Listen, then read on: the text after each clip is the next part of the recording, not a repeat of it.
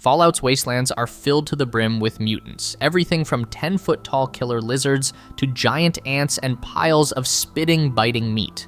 But these creatures are just that, creatures, unfortunate animals, and vat-grown experiments that prowl the wastes. There is another kind of mutant, though, ones that trace their ancestry back to mankind itself.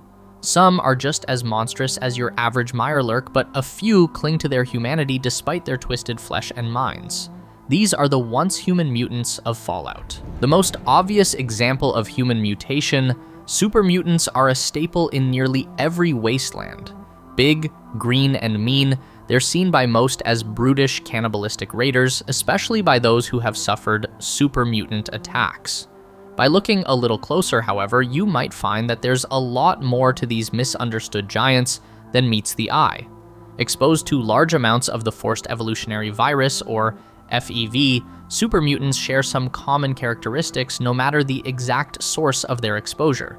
Each one stands at least 7 or so feet tall and is heavily muscled, with a skin tone varying from muddy brown to green to sickly greenish yellow. Immune to radiation and resistant to damage thanks to their thick, leathery skin and dense muscle, your average super mutant is more than a match for most other wastelanders and are perfectly adapted to the post-apocalyptic environment. They also all appear male, though they are actually completely sterile and effectively genderless. Super mutants can't reproduce with each other or anyone else. The only way to make more super mutants is to expose humans to FEV.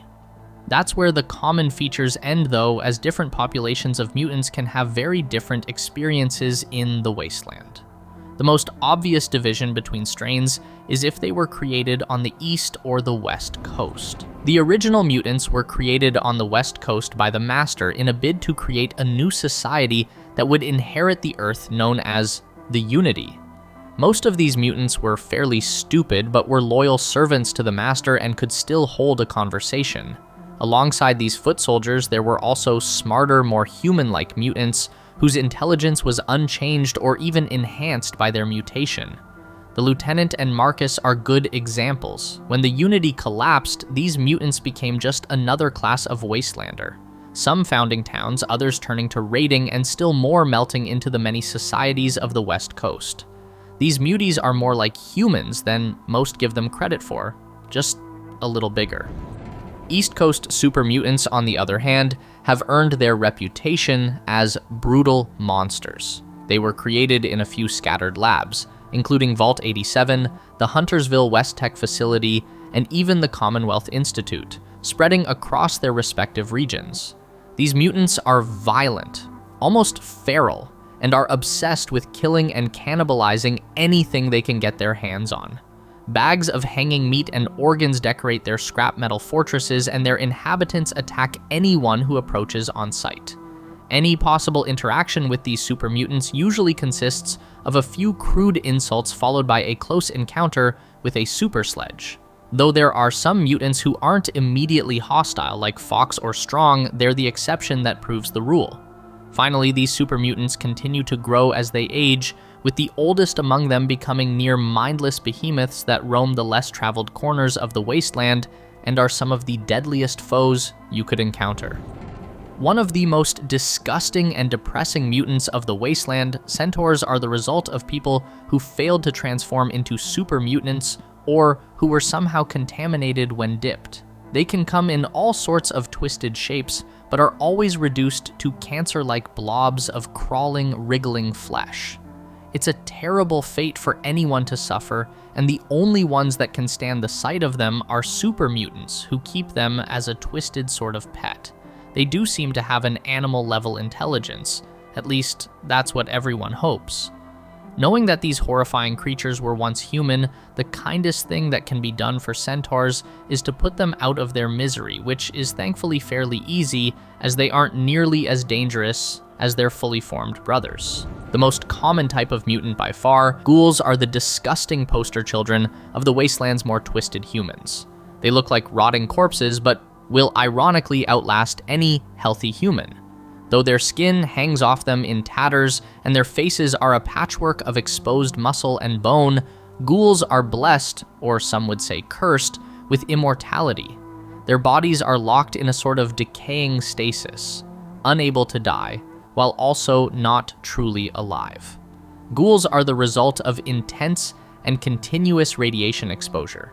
Those who don't die outright begin to lose their hair, their noses, and eventually most of their skin, with their human appearance rotting away, leaving a ghoul in its place. With their incredible lifespans, ghouls are often well-traveled and quite wise, with some having even been born pre-war, their long memories a time capsule of a time before Armageddon.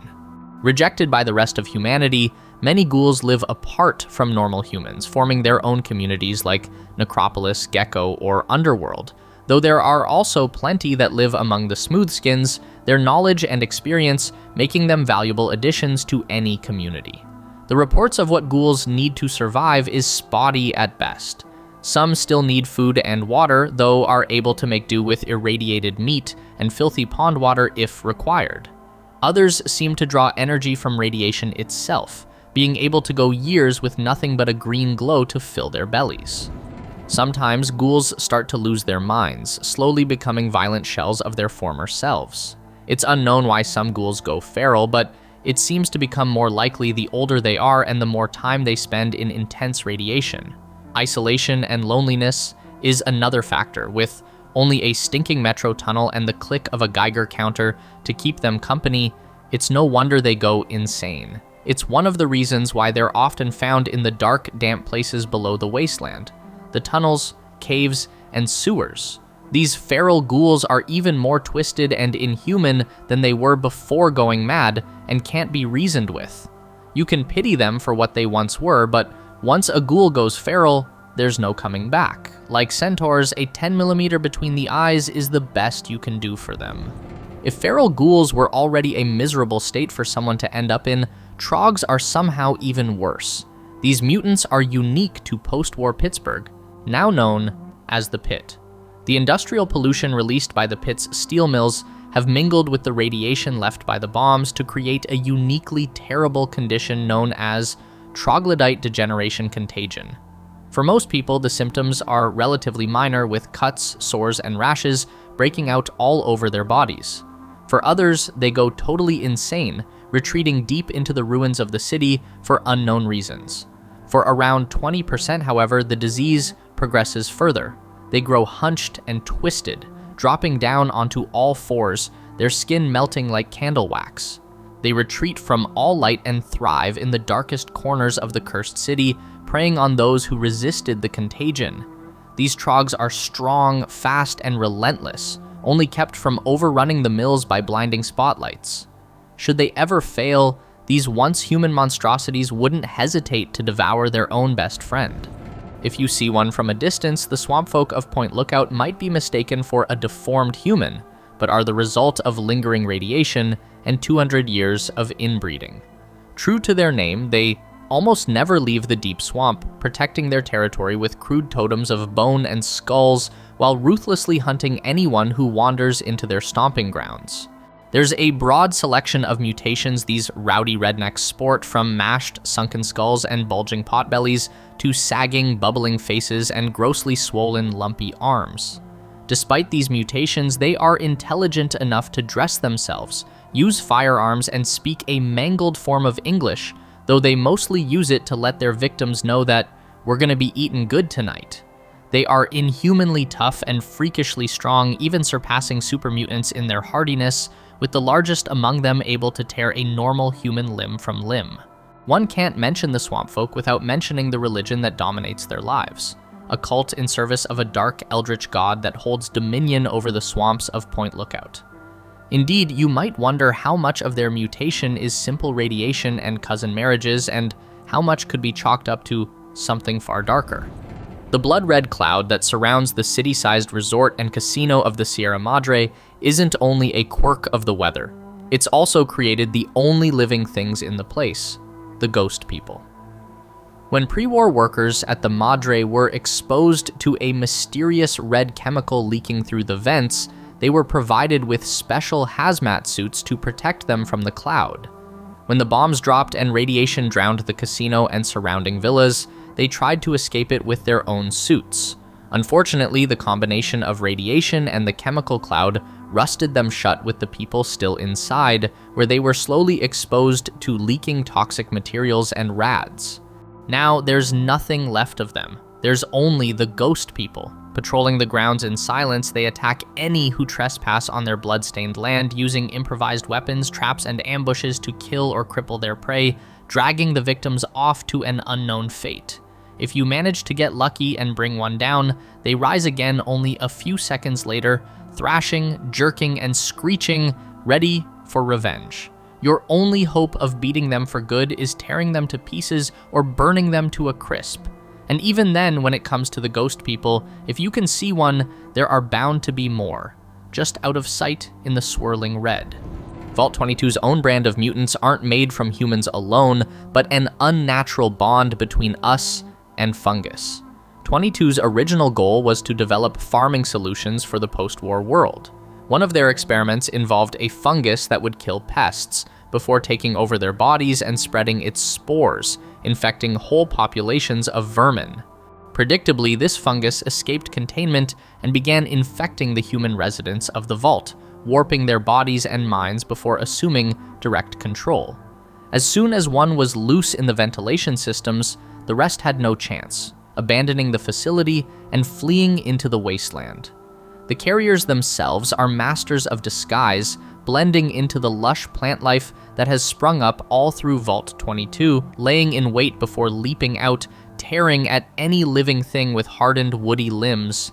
Even a Vault Tech Pip-Boy can't scan their life signs, meaning no matter where you go, there might just be a carrier lying in wait. Unlike any previous mutant, the tunnelers of the Divide may have drifted so far from their human ancestors that they might be considered an entirely new species. Their origins are a mystery, though most think they descend from the pre-war residents of Hopeville who fled to deep underground caves.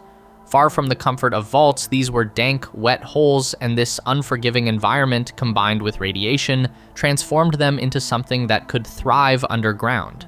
Their eyes are large and glow a bright white. Their skin is green, scaly, and reptilian, and they run on all fours, well suited for the cramped caves. When they find food, they attack in packs, swarming their victim with numbers, knocking them down and tearing them apart with surprising strength.